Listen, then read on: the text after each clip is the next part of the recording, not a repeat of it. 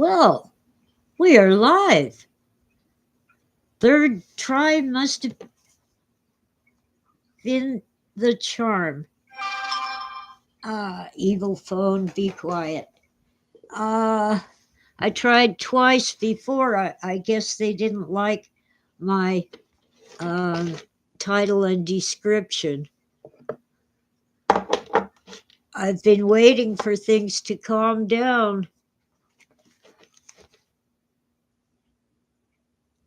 I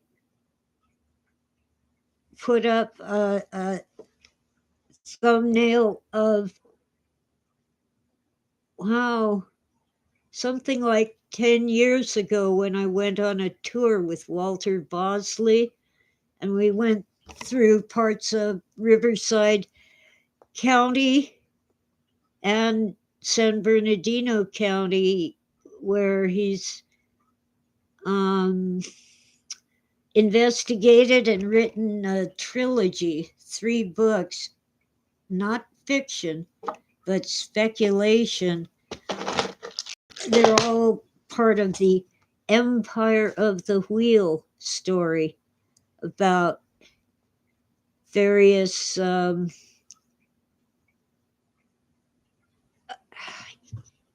not quite normal things that happened over 100 years ago in Southern California and coming up to the present, well, the 2000s.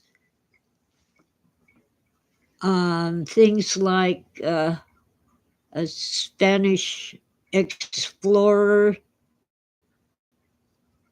who might have either found or hidden the sword of Joan of Arc, and a witchcraft cult in San Bernardino that around 1910 did some bad things. So you'll see in that photo Walter Bosley,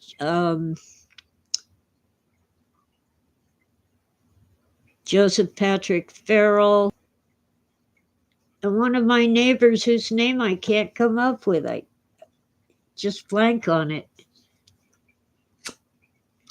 But he's an author who also lives in these mountains.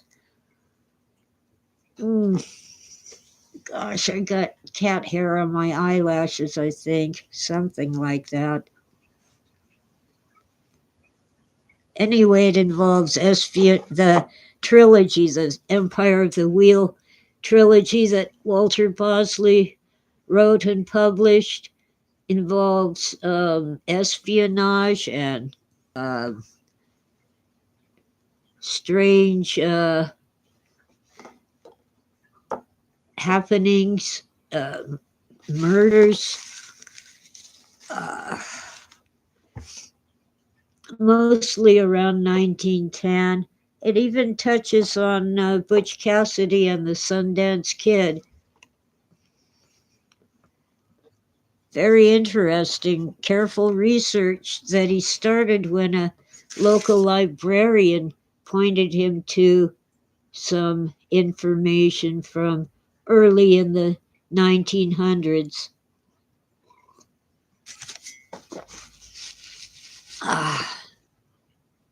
Wow. It's been a long, hard road, and the past week has been just awful. There's the Ukrainian refugee, the lady who has lost her life on the train. I have to speak carefully. I don't want to get bumped off, even though other YouTubers have spoken more directly and clearly.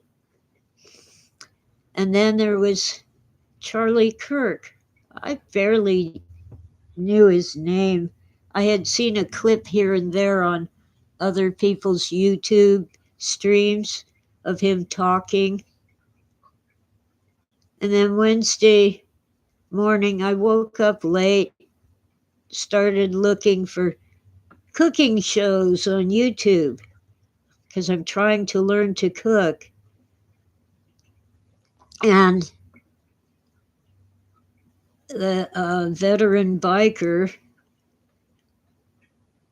he's always, hi, Tora, Tora, pretty kitty. Say hi to your fans.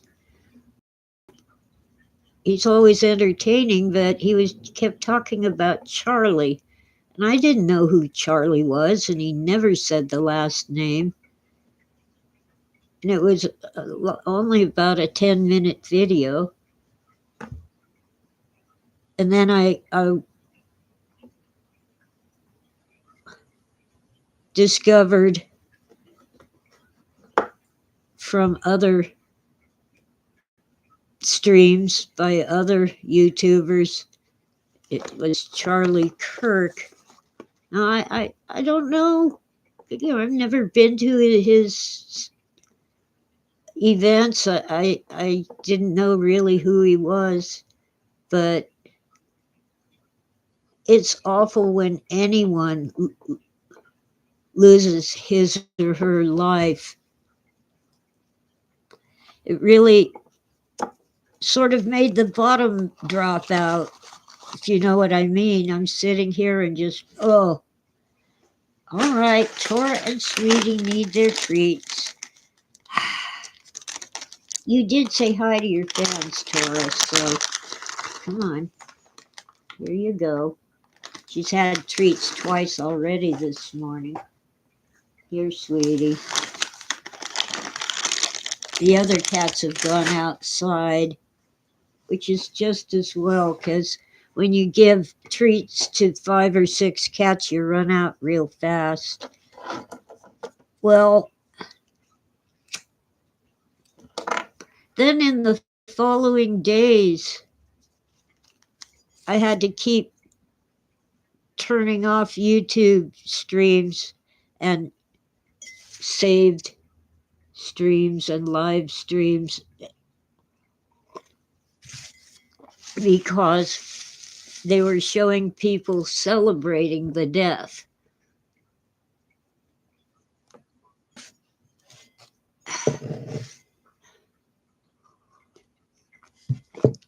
I don't think that's appropriate. The man was shot in front of his wife and 2 small children. His 3-year-old daughter saw it happen. Oh, I can't celebrate that. If it had been, I don't know, Osama bin Laden, I still wouldn't celebrate something like that.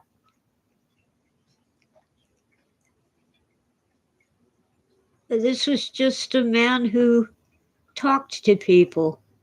Maybe you don't like what he said. I couldn't agree with everything I've seen and heard in clips of him. I wasn't moved to join his turning point. I'm not seriously active in politics or religion or any of that. But it seems to be a very big, strong movement. There were peaceful demonstrations all over the world. The one that seems to get put on YouTube the most is London. And for the most part, they do seem entirely peaceful. They're singing religious songs and patriotic songs, and listening to uh, people speak. Hu- Huge crowds. All right, I have to tell the phone to be quiet. There, here. Um, I don't know. I think I'm mourning not for the man that I never knew or even knew much about, but for a nation, our society, our culture that has fallen so far that people are celebrating, some people, others are mourning, but some are celebrating a terrible act. Hi, Tim Greenglass. Welcome in. Green glass. Well, and I don't watch TikTok, but people replay it on YouTube all the time. People going on TikTok, uh, screaming and crying they lost their job for what they said on TikTok. Sound familiar?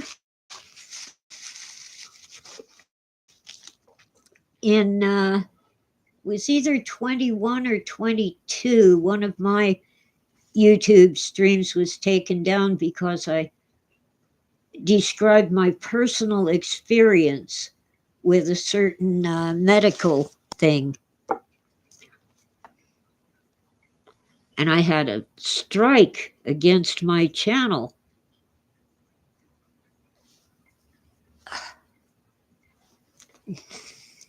Which reminds me, I'm really upset that so many streams now,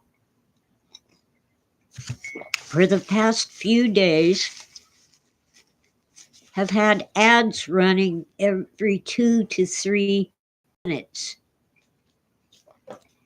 interrupting the flow, so I would have to go back and start over to put things back in context so I would understand what they were talking about, capitalizing on the hot topic by stuffing as many ads as they could into a 10-minute stream. I find that annoying, mendacious, and just plain wrong. If your job is to get the information out, your job is not to put up ads. And by the way, ads that you cannot skip in many cases, in the middle of something you want to hear and understand. I don't have ads. I don't plan ever to have ads on my streams. Uh, Maybe someday I'll have a sponsor for my cooking show. But from what I've seen of people losing their, if not their channel, they'll be demonetized. And in some cases, it's just one video that's demonetized. In other cases, YouTube will cut them off permanently and keep any money that they've already earned.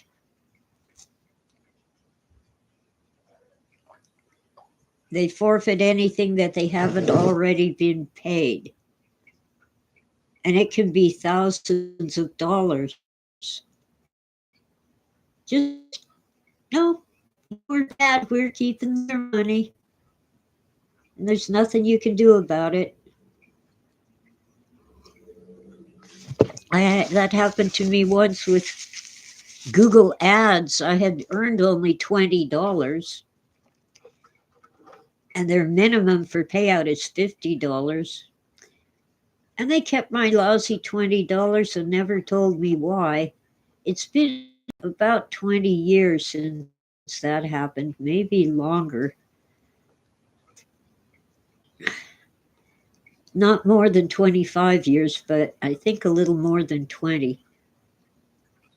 And it's the Google Pay that, because Google owns YouTube. I'm sure it would happen to me again and they still wouldn't tell me why. In the case of my YouTube video that they took down, I know why. They didn't warn anyone ahead of time. It wasn't clearly stated in their rules, but it was like, how dare you talk about your own experience with medical stuff? How dare you? You might hurt people's feelings. Well, so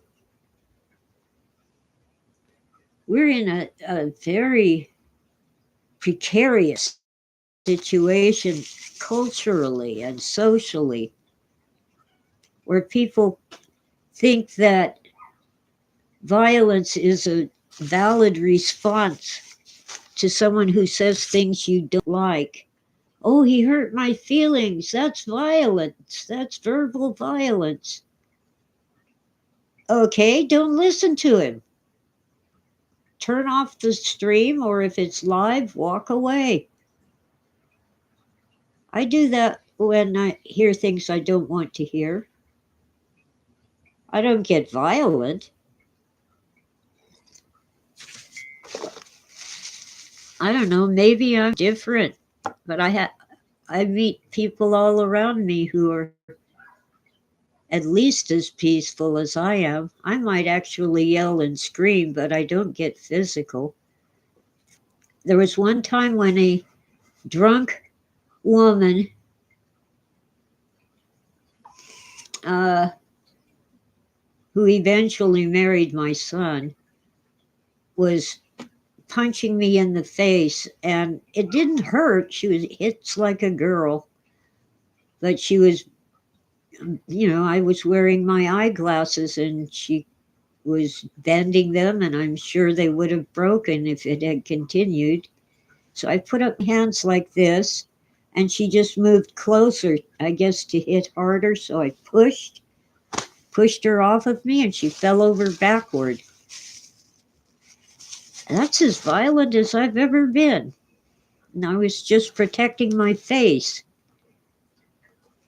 But if you aren't touching me, I don't touch you.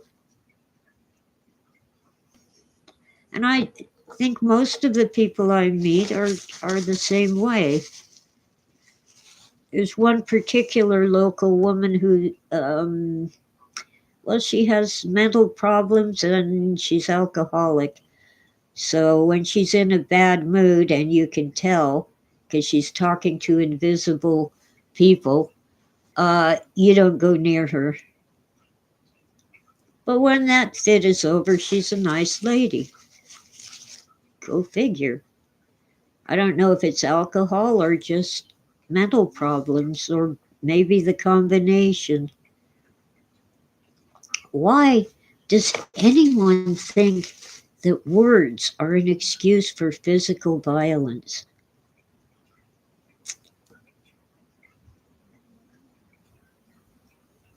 It just blows my mind.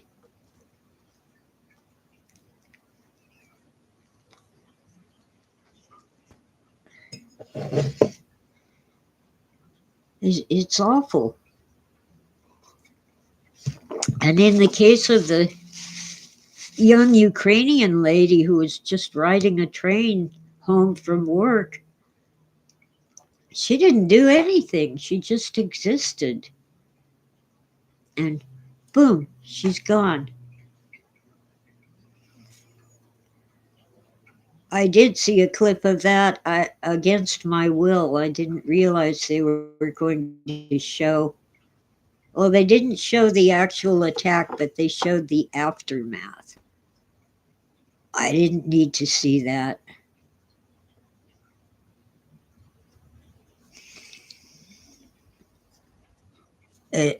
No, thank you. Yeah, I'm chain smoking because I'm upset. Yeah, film, television, and computer games have violence and they make money. Maybe it's a sort of catharsis. If you, especially the video games, if you get to do it without actually hurting anyone, it can get it out of your system. Anger and hurt and I don't know, just wanting rebellion can get channeled into a game instead of the real world. But some people seem to use it as a sort of practice to build up their will and their energy to do it for real. I think those people need help. They certainly need to be kept away from any potential victims.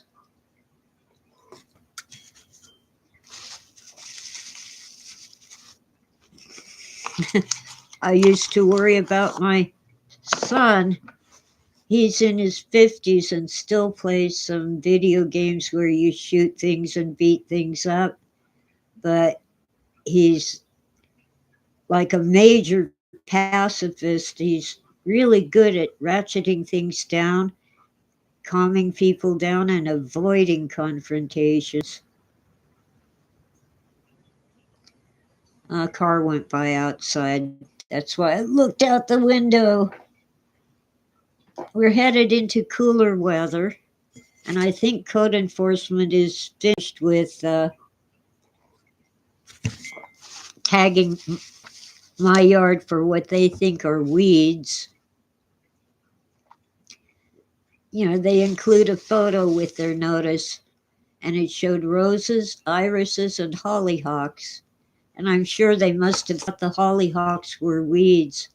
Some of them were 5 or 6 feet tall. They're a low lying, leafy plant, but their flowers grow on a tall spike that rises up and pops out beautiful flowers. And eventually the flowers go to seed and the stalk dries out, and then I cut it down. I don't cut it down while it's showing me beautiful flowers and it's green and nice and beautiful.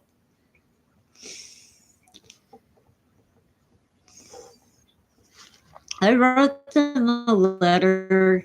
I made it a very nice letter, but I made sure to point out uh, they wanted me to sweep pine needles off my roof, and their photo showed a clean roof with a shadow on it from a nearby tree. I told them I can't sweep off the shadow, it doesn't come off. And as for the other photo, uh, that's roses, irises, and hollyhocks. I don't see any weeds in your photo.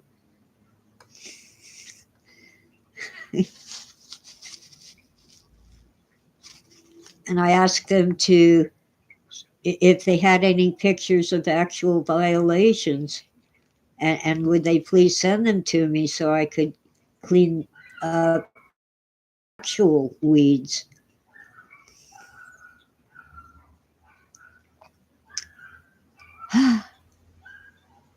Never heard back.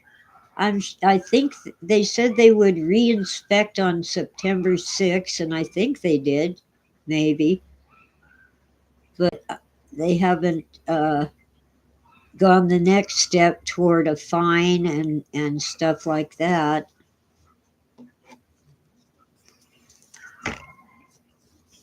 They didn't say a word about the clutter in my driveway, which is what I'm working on. The stuff in one of my two sheds got most of it got ruined when a winter storm blew off the door and rain snow got in.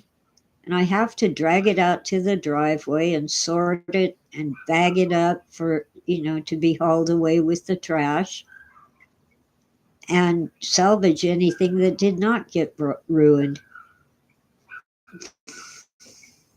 It's time consuming and very physical work, and I'm all worn out from pulling weeds. I started pulling weeds in April. I couldn't get the weed whacker to work, so I was pulling them and cutting them with loppers and clippers.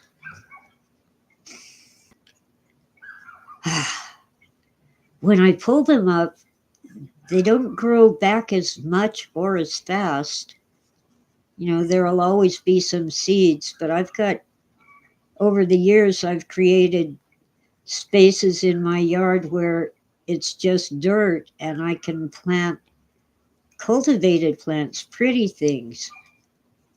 We don't have lawns up here. Well, a few rich people do, but in the mountains, it's not good to have a lawn.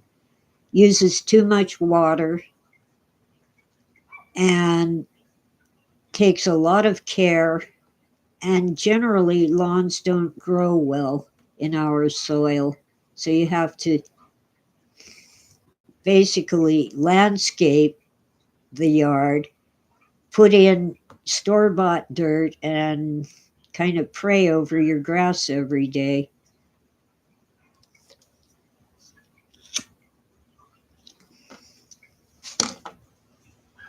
I'm blessed to live in such a peaceful community. We have an occasional crime, even an occasional murder. I don't think we've had one of those in at least 10 years. But, there's drunks, bar fights, car accidents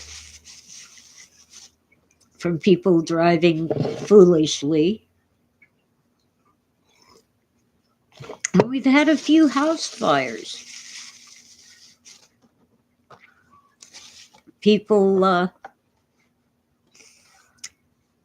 make mistakes, foolish mistakes when cooking or heating their homes. Winter yet, but I've had to pick up the heater a couple of times. In the morning, it's just a little too chilly. Oh, I better turn on the heating pad before Tora discovers that I have it and tries to, well, usually succeeds in getting it for herself. Let's see if you can see Sweetie. She's so cute, curled up in her penthouse. Used to be Tora's penthouse. Yeah, Sweetie, you're such a cute kitty. Hard to see a black cat in the dark. There's a little sunshine falling on her. She's a beautiful cat, 17 years old. Still insists on going outside to play all day. Oh, kitties. Uh, Hi, Tora. Say hi to your fans. Where's your face? Tora, hold still. She says, no, I don't want to say hi.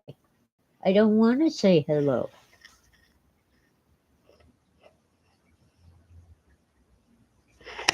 She wants her. Okay.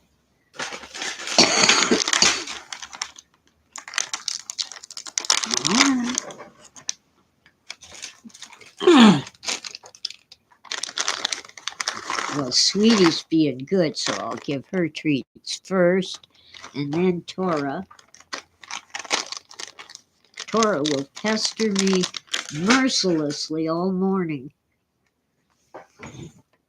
Let's see. Tim says black cats always seem to be talkers. I think they understand they are hard to see in darkness. Well, Sweetie doesn't talk much. She grew up kind of feral, even though she lived in this house while I was in process of moving from the house I lost in foreclosure. And I was renting this one, but the people didn't pay. So in the '08 crash, I lost the house I had been living in, but managed to save this one. So I was moving all my stuff into this house and feeding Sweetie in the house, usually. Started by feeding her outside and moved the food dish closer and closer to the door and finally brought it inside. But she was very skittish, even as a tiny kitten. I finally caught her mother and got her spayed. I couldn't catch Sweetie, but Sweetie had kittens. I think that was in 2010, something like that. And I found the kittens and put them in the cage.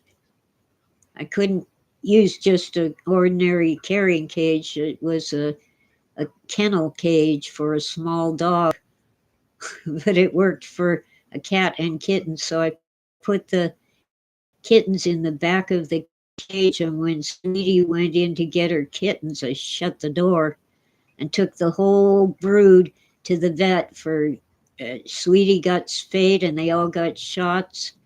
And the kittens got treated for an eye infection. Cost me more money than I could afford, but had to be done. And then I had 5 kittens that had to get homes because I couldn't keep that many.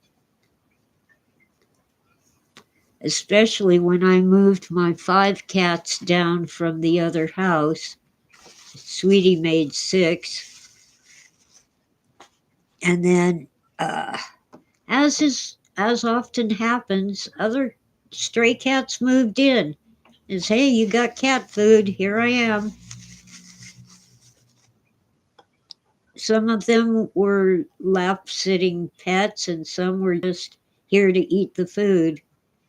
And that's what I've got now. I had just Sweetie for a while.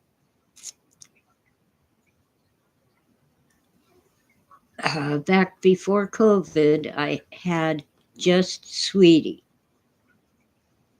All the other cats were rehomed or stuff happened.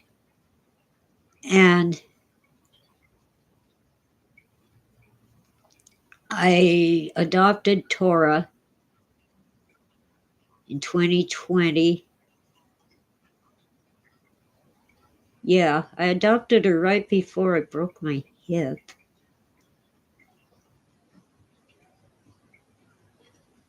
Her humans had to flee in the middle of the night from domestic violence and couldn't take her.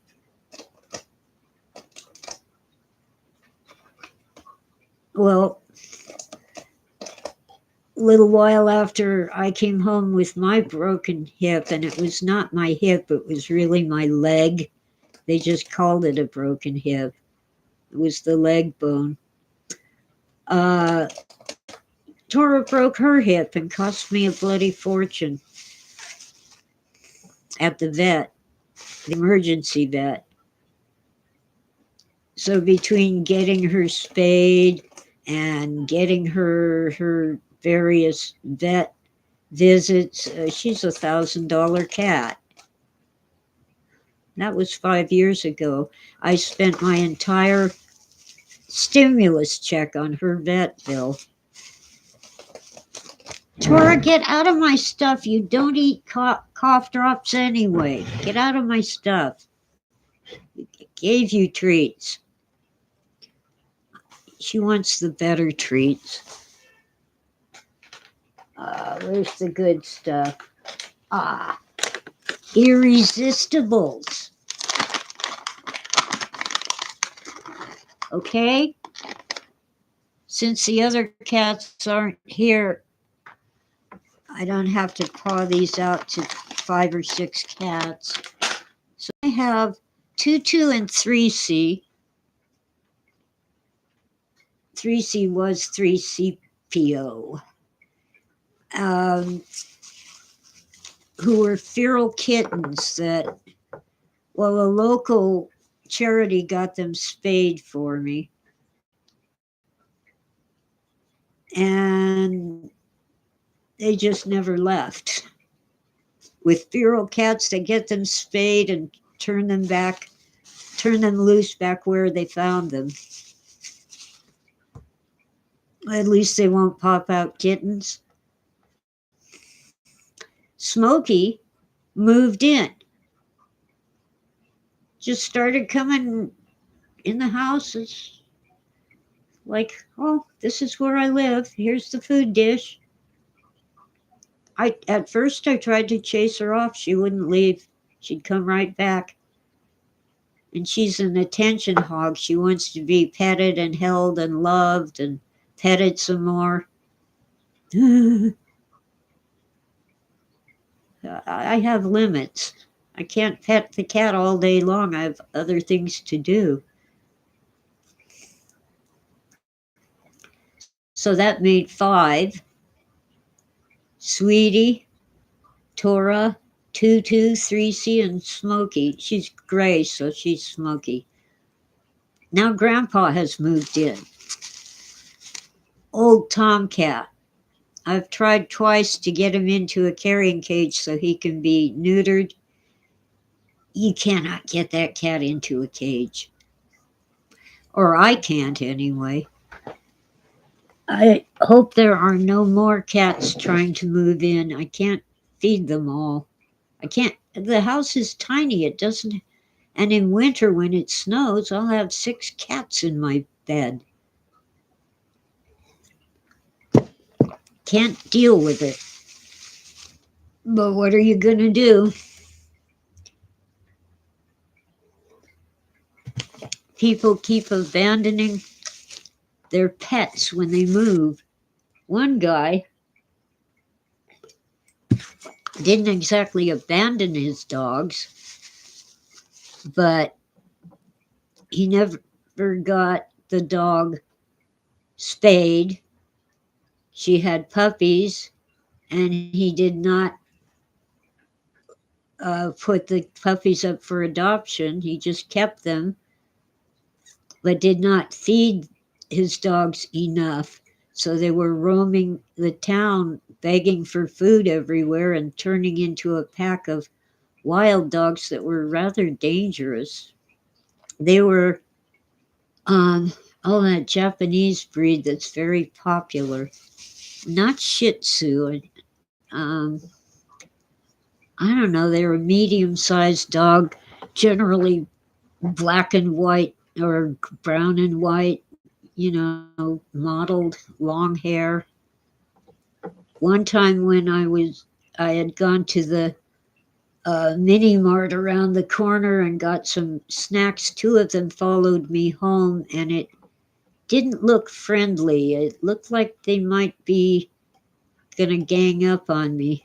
So I turned around and yelled at them to get, and they did. I'm so glad that my yard is fenced. They, determined dog or cat can get over the fence. Even the bear tried to get over once, but failed because the top bar of the chain link fence collapsed. But, man, anyway, animal control has done their best to round up the strays.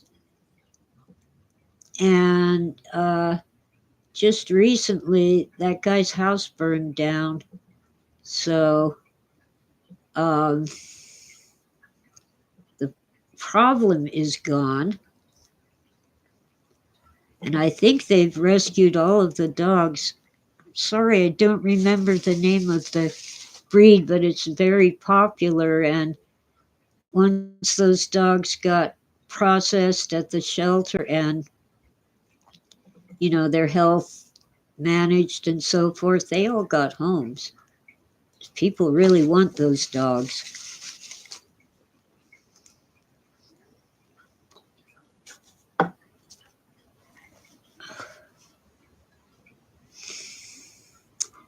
That's irresponsible. You have more critters than you can feed and just let dogs run loose. Let me see if Google will help me with the name of the breed.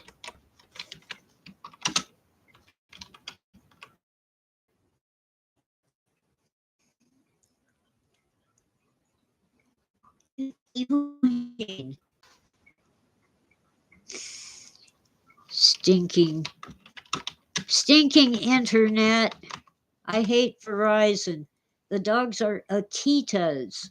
Akita, Akita.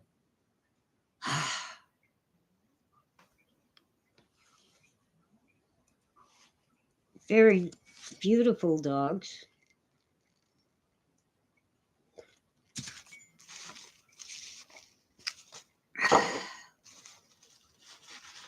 Okay, I'm back. Getting close to an hour. It isn't my regular day, but I've kind of given up on Thursday mornings. I end up being able to stream for 15 minutes, maybe half an hour, and then everything goes down. And yet, with the same connection, I can go on a Zoom call, I can watch videos, get my email, everything else, go wild on Facebook or X. But, oh, how dare I go live on YouTube? Criminy. I feel like cussing. I'll resist the impulse. So, anyway, violence is becoming a part of our culture that in some circles is acceptable.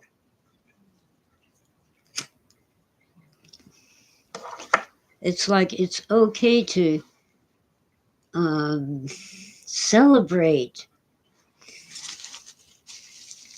because someone you don't like lost his life. But oh, poor me, I lost my job.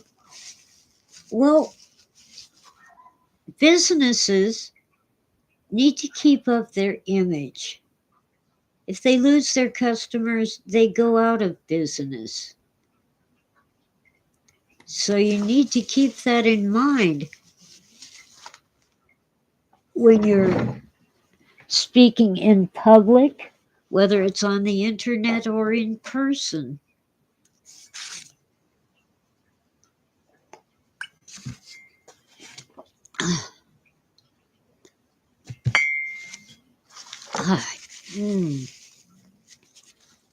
Coffee, tea, and water, my usual morning layout. And of course, another cigarette because I'm chain smoking because I'm upset and I can't really afford to chain smoke, so I'll have to make it up later by going without cigarettes for a while. Oh, wow. What a day. It is now 11 minutes after 8 a.m. where I am, Pacific time. It's still a little chilly and a little cloudy, but we aren't expecting rain till later in the week, maybe Thursday or Friday. This, I believe, is Tuesday. Let's see. Yes, Tuesday, September 16th. Today, by the way, is the actual Mexican Independence Day. It celebrates battle against I think the French Emperor of Mexico. Let's see. Mexican Independence Day 2025. It's always September 16. Commemorating the Grito de Dolores by Miguel Hidalgo in 1810, which marked the start of the Mexican War of Independence against Spanish rule. Okay, so this wasn't when that Napoleon relative took over Mexico. I don't know when he did that. September 15, yesterday, is significant for several Central American countries' independence. It is not Mexico's Independence Day. And I'm pretty sure Dolores means sad, but let's see. Translate Dolores to English from Spanish. Pains. Oh, okay. Well, it's almost time to sign off. I'm ready to eat something and putter around and try to get things cleaned up and organized and more stuff hauled out with the trash. Fortunately, my best books were in the other shed when the snow and rain got into the big shed. But man, it's a major job. It's a big shed. It's something like 15 feet square, and things were stacked up. Oh well. And that's just the tip of the iceberg. I had a few boxes outside, but tarped up real good. Well, some unknown persons came around in the middle of the night and pulled off all the tarps looking for things to steal, and left the tarps off when they decided there was nothing they wanted. So the things they did not steal got ruined. And some things are salvageable. They're made of glass or metal and they're not broken.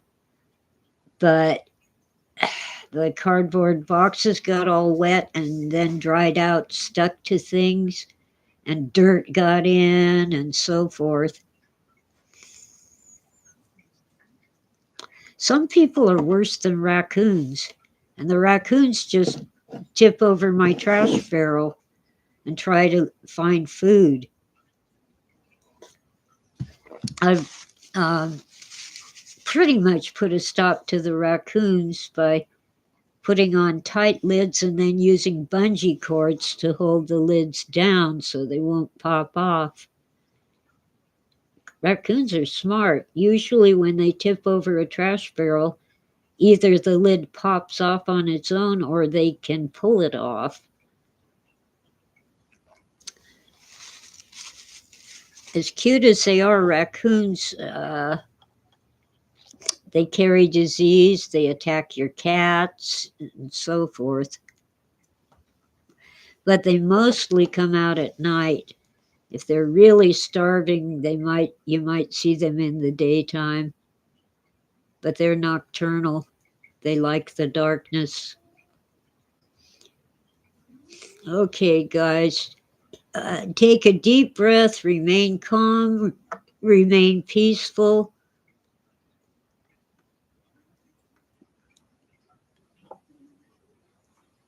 And consider what you're about to say, because maybe you don't want to say it out loud. I don't know enough about Charlie Kirk to have an opinion on his philosophy, his religion, and so forth. The few clips I've seen seemed pretty much traditional Protestant Christianity. And all he did was talk. He didn't even ask his followers to do anything but talk. And you can, if you don't like what someone's saying, you can stop listening. Or, like some people in his audiences, you can debate him. Sure, you can disagree. You can even feel hate and anger. But when you pick up a weapon or your fist, that's going too far. Tim Greenglass says the tongue is like the rudder of a ship. Yeah. I feel sad that people lost their lives. I feel even more sad that a 3-year-old girl saw it happen to her father.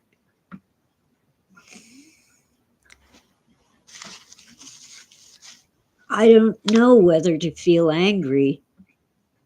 I certainly don't feel joyful. I don't seem to have any anger coming up naturally, but I am appalled. And I fear for our not our nation, our community, our society, our people. Governments come and go and they do what they do, but especially in this large and powerful country, the people are more important than their leaders. Don't just follow some celebrity or politician. Follow your own inner guidance, whether you believe in God or you believe in nothing or whatever. Think before you act, think before you speak. We're supposed to be a civil society. I kind of think that's threatening to fall apart.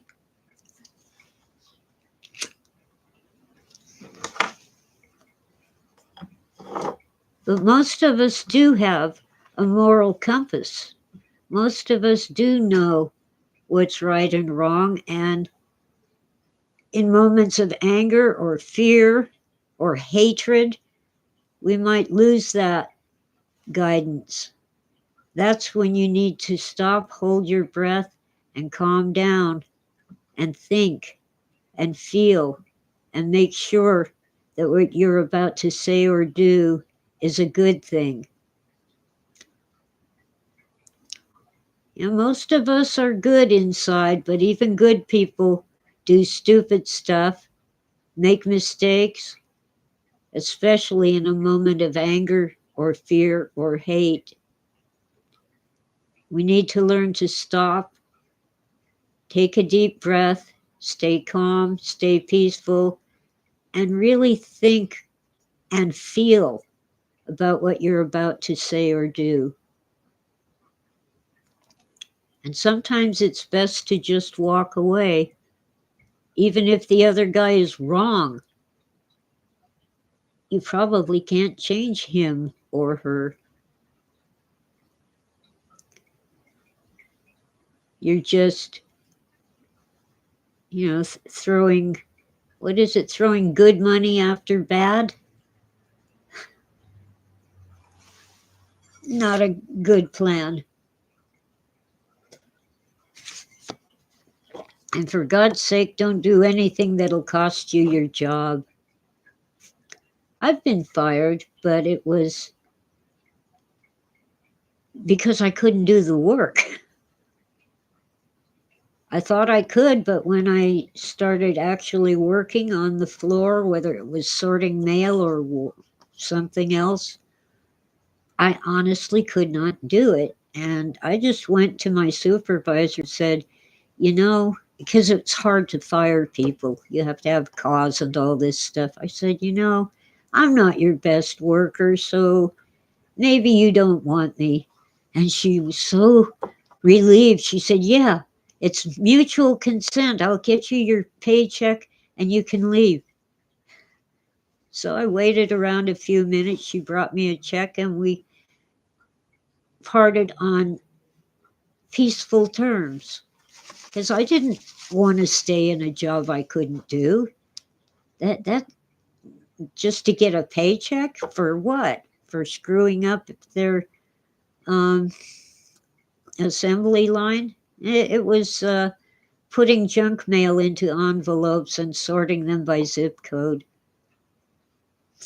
Anyway, it was a useful experience, and my next job was a much better job, paid more, and I did really well. But the boss, my immediate supervisor, was weird. It involved bookkeeping, which I was good at back in the days of pen and paper. She insisted that we had, rather than copy the checks the company received, we had to write down all the numbers and stuff in a ledger, which was okay, except she wanted it written really super tiny, and she provided a medium point pen, not a fine point, because why waste money on fine point pens? It slowed down my work. That meant she had to pay me for more hours instead of buying a fine point pen for $1 or less. That's what they cost at the time. I was tempted to bring my own pen, but I never did. Anyway, I ended up telling her I just couldn't do this anymore.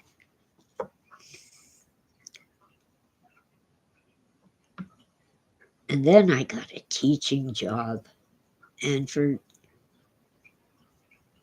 12 years, I taught English and a few other closely related classes at Chapman College before they sold out and became a university. That was awesome. The students were awesome. They thought I was awesome. Awesome. I don't know. I was just really happy in that job. And then health problems hit me, really bad health problems. But I had finally begun to write all the novels that were in me and the books about my husband, Philip K. Dick. There's Conversations with Philip K. Dick. There's Philip K. Dick Remembering Firebright, and there's others. Oh, yeah, Blade Runner creator Philip K. Dick, which is reviews of the book and two of the movies.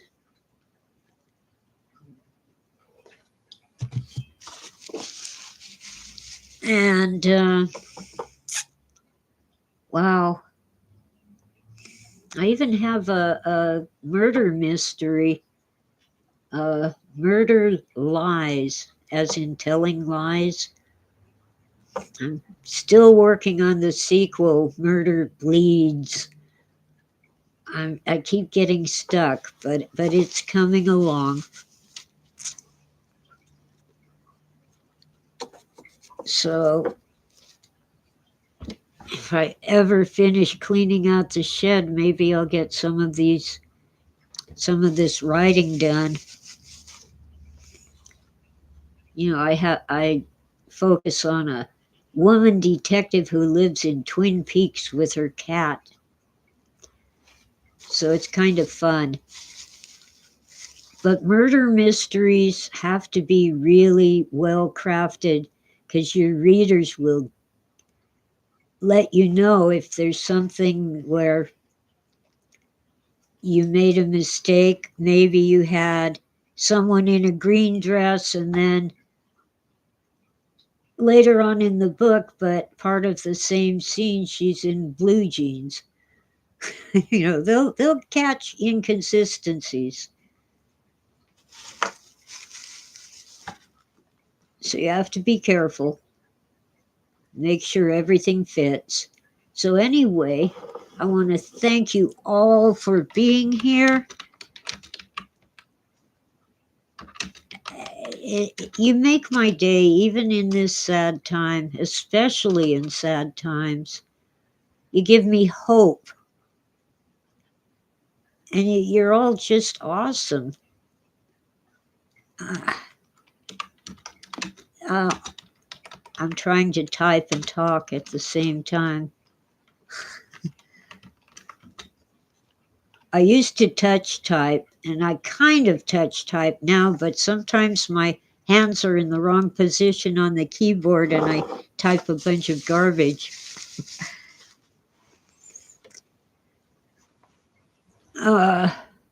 Anyway, thank you all and have a good day.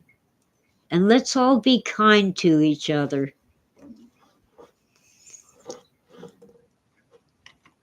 Be kind to each other, especially people you don't like. It might not change them, but it'll drive them nuts. Forgive your enemies, not for their sake, but for your sake. They lose their power over you when you forgive them. But don't forget. Just forgive.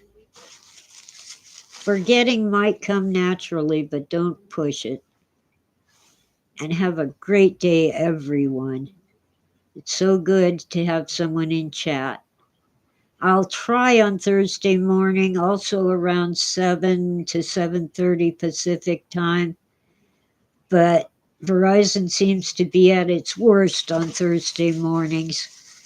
But we'll give it a shot. See ya.